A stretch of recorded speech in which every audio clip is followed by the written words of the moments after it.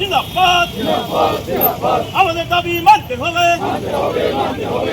আমাদের দাবি মানতে হবে নইলে আন্দোলন চলছে আইপিএ তোমার টাল বাহানা মানছি না আইপিএ তোমার টাল বাহানা মানছি না আইপিএ তোমার টাল বাহানা মানছি না 2012 সাল থেকে আমরা ইন্ডিয়ান ব্যাংকস অ্যাসোসিয়েশন এবং ভারত সরকারের কাছে এই দাবি করে আসছি।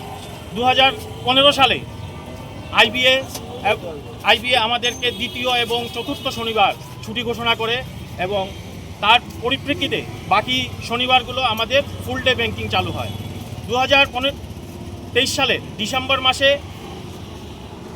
আইবিএ ইন্ডিয়ান ব্যাংকস অ্যাসোসিয়েশন এবং ইউএফবির মধ্যে একটা মৌ স্বাক্ষর হয়, যেখানে আমাদের প্রতিশ্রুতি দেওয়া হয় যে 5G ব্যাংকিং চালু করা হবে। 2024 সালের 8ই মার্চ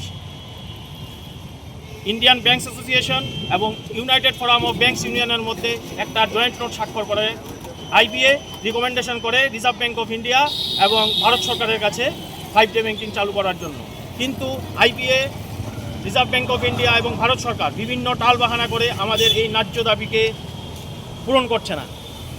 আমাদের একদম শেষ অস্ত্র হিসাবে আমরা আজকের এই 24 ঘন্টাব্যাপী সারা ভারত ব্যাংক ধর্মঘটে সামিল হয়েছি।